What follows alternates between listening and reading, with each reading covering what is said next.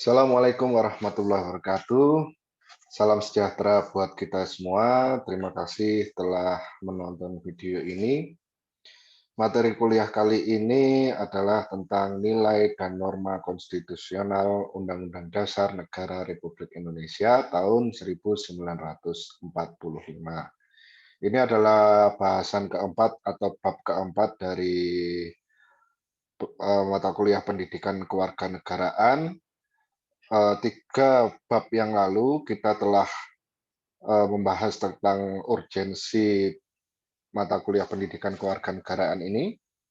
Kemudian kita juga membahas tentang urgensi identitas Indonesia.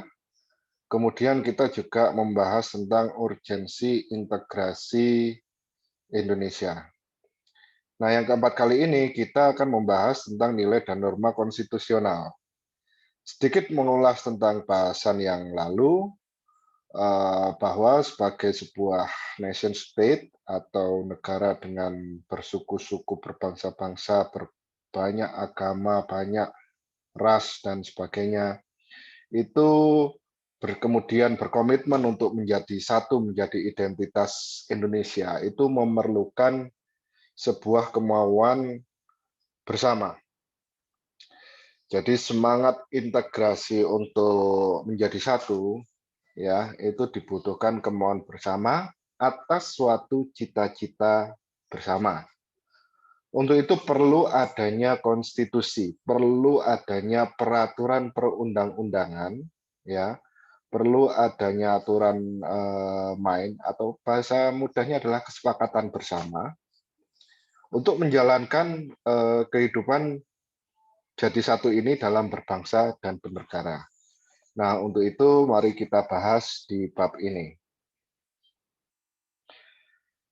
Nah, mari kita renungkan sejenak quote dari almarhum Gus Dur, Presiden keempat RI. Beliau menyampaikan bahwa saya lebih baik diturunkan dari kursi presiden daripada harus memenuhi dikte para elit, partai, dan melanggar konstitusi. Jadi beliau menyampaikan bahwa lebih baik saya turun daripada saya harus melanggar konstitusi. Berarti apa? Komitmen terhadap ketaatan terhadap konstitusi sangat beliau pegang teguh. Sangat beliau pegang teguh. Karena apa? Beliau dan kita yang harus kita sadari bahwa semangat persatuan kita itu juga dilandasi oleh keberadaan konstitusi ini. Apabila konstitusi itu dilanggar, ya, serta-merta Indonesia tidak ada. Indonesia ini terbangun atas dasar konstitusi, kesepakatan bersama. Jadi seperti itu. Jadi kita mulai dengan konsep dan urgensi konstitusi dalam kehidupan berbangsa dan bernegara. Secara etimologis, ya, konstitusi itu berasal dari bahasa Perancis, ya. Kemudian dari masing-masing negara ada juga yang dari bahasa Italia, bahasa Inggris, Belanda, dan seterusnya. Kemudian bahasa Indonesia menjadi konstitusi. Yang awal mulanya itu berasal dari Perancis, constituere, yang berarti membentuk, sehingga yang dimaksud adalah pembentukan suatu negara atau menyusun atau menyatakan suatu negara.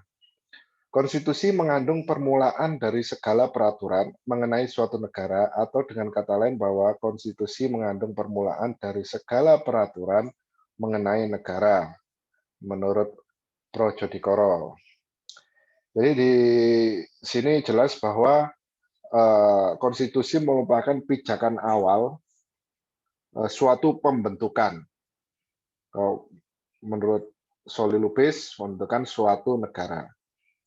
Kemudian berdasarkan KBBI, konstitusi adalah segala ketentuan dan aturan tentang ketatanegaraan, ya, undang-undang dasar dan sebagainya. Kedua, undang-undang dasar suatu negara. Kemudian menurut para ahli, Lord James Bryce mengatakan bahwa konstitusi adalah kerangka negara yang diorganisasikan melalui dan dengan hukum, yang menetapkan lembaga-lembaga yang tetap atau permanen, dan menetapkan fungsi-fungsi dan hak-hak dari lembaga-lembaga permanen tersebut. Ini adalah arti dari bahasa Inggrisnya. Lembaga ini yang di bahasa Inggrisnya adalah institusi. Institusi itu bisa jadi adalah negara tersebut, ya. Perangkat negara dari sana melakukan dengan hukum yang menetapkan lembaga-lembaga atau institusi yang tetap secara permanen dan fungsi-fungsi dan hak-hak dari institusi permanen tersebut. Kemudian menurut C.F. Strong, konstitusi itu merupakan suatu kumpulan asas-asas mengenai kekuasaan pemerintah, hak-hak yang diperintah, dan hubungan antara keduanya, yakni pemerintah dan yang diperintah dalam konteks hak asasi manusia. Kalau menurut C.F. Strong ini beliau cenderung bahwa konstitusi itu juga merupakan undang-undang dasar, undang-undang dasar suatu negara. Jadi, konstitusi adalah seperangkat aturan atau hukum yang berisi ketentuan-ketentuan tentang bagaimana pemerintah diatur dan dijalankan. Itu makna konstitusi. Kemudian fungsi konstitusi sendiri apa? Nah, fungsi konstitusi adalah sebagai landasan konstitusionalisme. Jadi kalau konstitusi dimaknai sebagai undang-undang dasar, justru konstitusi undang-undang dasar itu menjadi landasan atas peraturan-peraturan berikut-berikutnya. Selain itu, konstitusi berfungsi untuk apa? Jadi ini konstitusi dalam arti peraturan perundang-undangan ya, itu berfungsi untuk apa? Yang pertama, membatasi atau mengendalikan kekuasaan penguasa agar dalam menjalankan kekuasaannya tidak sewenang-wenang terhadap rakyat. Ya, di mana kita ada eksekutif, legislatif, yudikatif. Nanti saya jelaskan. Kemudian yang kedua, memberi suatu rangka dasar hukum bagi perubahan masyarakat yang dicita-citakan tahap berikutnya. Kemudian yang ketiga, menjadi landasan penyelenggaraan negara menurut suatu sistem ketatanegaraan tertentu yang dijunjung tinggi oleh semua warga negaranya. Dan yang keempat, menjamin hak-hak asasi warga negara. Ini adalah fungsi dari konstitusi. Sebenarnya masih banyak lagi fungsi-fungsi konstitusi yang lain. Anda bisa menelusuri lebih lanjut di sumber-sumber yang akademis yang lain. Kemudian bahasan kedua adalah menggali sumber historis, sosiologis, dan politik tentang konstitusi. Sedikit saya jelaskan tentang historisnya. Ya. Jadi menurut Hobbes, manusia pada status naturalis, ya, pada dasarnya, pada basicnya itu adalah bagaikan serigala. Hingga muncul adagium Homo homini lupus.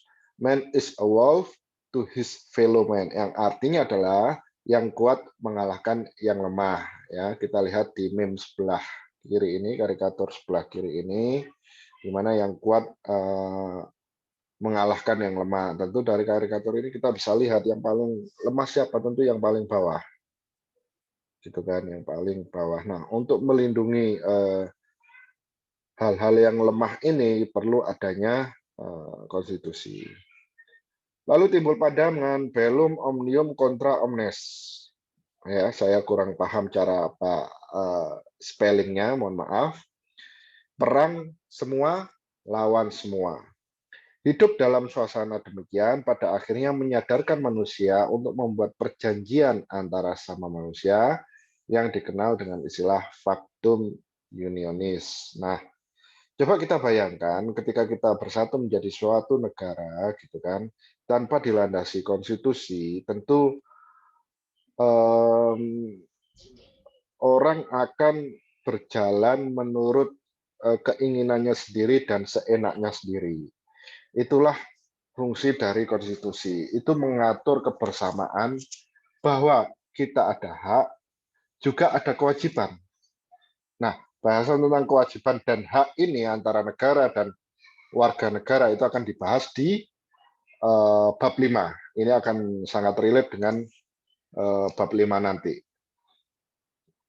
Jadi ketika ketiadaan konstitusi yang sama-sama saling mengikat bersama, baik negara, pemerintah maupun warga negara, maka niscaya kekuasaan absolut itu akan mengalahkan yang lemah, akan sewenang-wenang, akan terjadi pemberontakan di mana-mana, pembunuhan, pembantaian, dan tentu itu sangat tidak nyaman sekali bagi kita. Baik, saya lanjutkan. Mari kita renungkan sejenak. Ya, menurut Lord Acton, power tends to corrupt, absolute power corrupt absolutely. Ya, orang yang memiliki kekuasaan cenderung untuk menyalahgunakan kekuasaannya. Ya, itu adalah basic dari sifat dasar manusia. Jadi orang yang memiliki kekuasaan cenderung untuk menyalahgunakan kekuasaannya. Bahasa cenderung ini bukan berarti semuanya ya, masih tetap ada orang yang amanat. Cenderung untuk menyalahgunakan kekuasaannya. Berjalan pelan-pelan menuju ke penyimpangan. Dan ketika mulai berkuasa total, dia siap menjadi penguasa absolut yang pasti menyimpangkan kekuasaannya secara total. Ya, jadi kekuatan itu cenderung korup. Korup ini bahasanya bukan hanya korupsi ya, tapi ternyata korup ini adalah suatu hal yang merusak, gitu ya. Kemudian kekuatan yang absolut akan sangat merusak. Itu menurut Lord Acton. Ya, sumber dari ensiklopedia bebas. Mari kita renungkan bersama tentang hal ini. Kemudian konstitusi juga diperlukan untuk membagi kekuasaan dalam negara. Pandangan ini didasarkan pada fungsi konstitusi yang salah satu diantaranya adalah membagi kekuasaan dalam negara. Tentu di Indonesia ini kita punya lembaga-lembaga, jadi 3 lembaga, 3 pilar demokrasi ini, antara lain eksekutif, legislatif, dan yudikatif. Eksekutif adalah pelaksana negara, yakni pemerintah, presiden, menteri-menteri, kemudian dirjen gitu kan, sampai pada di bawahnya wali kota bupati, mereka adalah eksekutif. Kemudian siapa legislatif itu? Lembaga legislatif itu adalah DPR. DPR, MPR, DPD, DPRD, dan seterusnya. Legislatif ini adalah para perwakilan rakyat di parlemen. Kemudian yudikatif ini apa? Yudikatif itu adalah lembaga negara yang berkaitan dengan hukum. Jadi yudikatif terkait tentang pengawasan hukum. Baik itu hukum pidana, perdata, juga hukum tentang konstitusi itu sendiri. Jadi syukur alhamdulillah kita sudah punya, entah saya lupa munculnya kapan, Mahkamah Konstitusi. Jadi sangat penting dalam kehidupan berbangsa dan bernegara. Nanti saya jelaskan tentang fungsi dari Mahkamah Konstitusi. Kemudian Steinbeck mengatakan terkait muatan konstitusi, ya, bahwa sebuah konstitusi sekurang-kurangnya bermuatan hal-hal sebagai berikut. Yang pertama, adanya jaminan terhadap hak-hak asasi manusia dan warga negara. Kemudian yang kedua, ditetapkannya susunan ketatanegaraan yang bersifat fundamental. Jadi lembaga-lembaga negara itu namanya apa, kemudian bagaimana cara memilihnya, menentukan siapa yang berhak menduduki sebagai wakil rakyat, siapa yang berhak menjadi presiden, itu tentang ketatanegaraan secara fundamental. Kemudian adanya pembagian dan pembatasan tugas kenegaraan yang bersifat fundamental. Seperti saya sampaikan tadi, ada 3 ya, legislatif, eksekutif, yudikatif. Jadi tidak ada kewenangan yang absolut. Sehingga kita dalam berbangsa dan bernegara itu saling mengawasi, saling mengingatkan, juga saling membantu. Ware menegaskan bahwa dalam sebuah negara kesatuan yang perlu diatur dalam konstitusi pada asasnya hanya 3 masalah pokok, yakni struktur umum negara, ya seperti pengaturan kekuasaan eksekutif, kekuasaan legislatif, dan kekuasaan yudisial, ya eksekutif, legislatif, dan yudikatif. Kemudian yang kedua, hubungan dalam garis besar antara kekuasaan-kekuasaan tersebut satu sama lain, hubungan antara ketiga lembaga ini. Kemudian hukuman antara kekuasaan-kekuasaan tersebut dengan rakyat atau warga negara. Itu. Selanjutnya, Philip Hurst and Jackson menegaskan bahwa materi muatan konstitusi adalah sebagai berikut. Suatu bentuk aturan, adat istiadat, kebiasaan-kebiasaan yang menentukan susunan dan kekuasaan organ-organ negara yang mengatur hubungan-hubungan di antara berbagai organ negara itu satu sama lain, serta hubungan organ-organ negara itu dengan warga negara. Budi Harjo menyampaikan bahwa setiap UUD memuat ketentuan-ketentuan mengenai organisasi negara, ya lei tadi. Kemudian ada lagi ini yang baru, prosedur mengubah UUD. Kemudian ada kalanya memuat larangan untuk mengubah sifat tertentu dari UUD Undang-Undang Dasar, gitu ya. Jadi prosedur mengubah Undang-Undang Dasar itu juga bisa dicantumkan dalam Undang-Undang Dasar. Dinamika dan tantangan konstitusi di Indonesia, ya. Jadi menengok perjalanan sejarah Indonesia merdeka, ternyata telah terjadi dinamika ketatanegaraan seiring berubahnya konstitusi atau undang-undang dasar yang diberlakukan.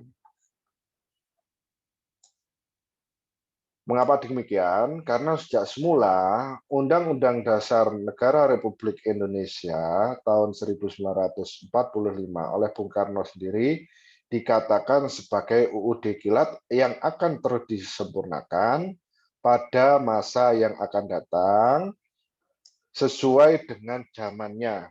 Ya. Kemudian dinamika konstitusi yang terjadi di Indonesia adalah sebagai berikut. Jadi pada masa kemerdekaan, ya kemudian masa berlakunya ini tercatat dengan baik dalam lembaran sejarah negara Indonesia.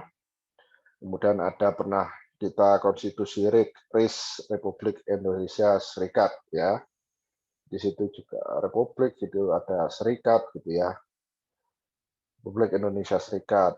Kemudian ke UUDS, UUD sementara 1950.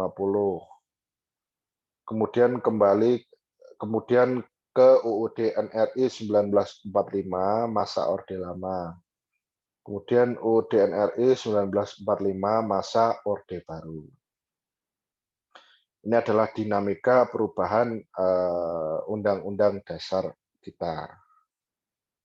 Kemudian pada era reformasi, pertengahan 98 muncul berbagai tuntutan reformasi di masyarakat. Tuntutan tersebut disampaikan oleh berbagai komponen bangsa, terutama oleh mahasiswa dan pemuda. Beberapa tuntutan reformasi tersebut adalah yang pertama mengamandemen UUD NRI 1945, ya. Jadi ada poin-poin tuntutan atas amandemen Undang-Undang Dasar ini. Kemudian menghapuskan doktrin duifungsi ABRI, ya. ABRI terkait dengan keamanan eksternal, tentu saja itu yang dituntut oleh mahasiswa saat itu. Jadi hanya pengamanan eksternal saja, sedangkan pengamanan internal dipegang oleh Polri. Makanya kemudian ABRI bergeser menjadi TNI. Kemudian menegakkan supremasi hukum, penghormatan hak asasi manusia, serta pemberantasan korupsi, kolusi, dan nepotisme. Kemudian melakukan desentralisasi dan hubungan yang adil antara pusat dan daerah. Nah, dari sinilah, dari era reformasi lah di mana munculnya desentralisasi, ya, di mana akhirnya daerah-daerah itu diharapkan bisa berkembang secara mandiri dengan memberikan kekuasaan yang lebih pada pemerintah-pemerintah daerah untuk mengelola daerahnya. Tentu dengan aturan main yang juga diatur oleh konstitusi. Kemudian yang kelima, mewujudkan kebebasan pers. Yang keenam, mewujudkan kehidupan demokrasi. Gitu. Nah, ini yang akan saya bahas tentang tata urutan peraturan perundang-undangan di negara kita. Dahulu tahun 2004, menurut UU nomor 10 tahun 2004, tata urutan tertinggi adalah UUD 1945. Kemudian di bawahnya ada undang-undang atau peraturan pemerintah, peraturan pengganti undang-undang. Kemudian PP adalah peraturan pemerintah, kemudian Kepres keputusan presiden, kemudian Perda peraturan daerah. Ya. Tata urutan ini menggambarkan hierarki perundangan mulai dari jenjang yang paling tinggi sampai yang paling rendah. Dalam sejarah politik hukum di Indonesia, tata urutan peraturan perundang-undangan ini mengalami beberapa kali perubahan, namun tetap menempatkan Undang-Undang NRI 1945 sebagai hukum tertinggi.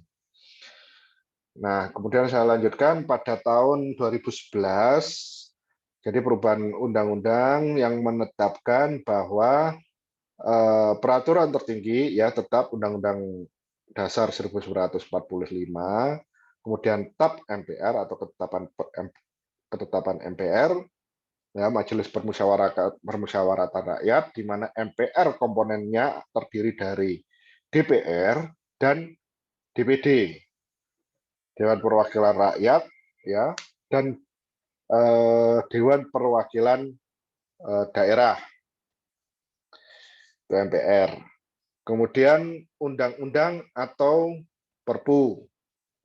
Kemudian di bawahnya lagi peraturan pemerintah. Kemudian di bawahnya lagi peraturan presiden. Kemudian ada lagi perda provinsi. Kemudian di bawahnya lagi perda kabupaten atau kota. Kalau kita jabarkan satu persatu, tentu sangat lama dan sangat luas sekali bagaimana wewenang-wewenang dari masing-masing perundang-undangan ini. Yang jelas, hierarki sebelumnya itu tidak boleh bertolak belakang atau menyalahi atau berbeda dengan norma-norma aturan yang ada di aturan di atasnya. Jadi harus menguatkan, menjelaskan ya atas norma peraturan di atasnya. Jadi seperti itu, sangat luas apabila kita bahas tentang konstitusi ini. Harapannya mahasiswa bisa belajar dan mendalami sendiri. Perlu Anda ketahui pemahaman terkait konstitusi ini juga terkait kehidupan berbangsa dan bernegara akan bermanfaat buat kita semua, juga terkait ilmu-ilmu politik ya, yang sering kita dengar di televisi atau apa, sehingga kita bisa tahu. Kalau kita mengetahui tentang konstitusi, walaupun sederhana saja, kita bisa mendudukkan permasalahan apabila terjadi konflik, apabila terjadi kesalahpahaman, ya, apabila terjadi dinamika politik di Indonesia ini. Baik, terima kasih atas perhatian Anda. Mohon maaf apabila ada kekurangan. Sekali lagi terima kasih. Assalamualaikum warahmatullahi wabarakatuh.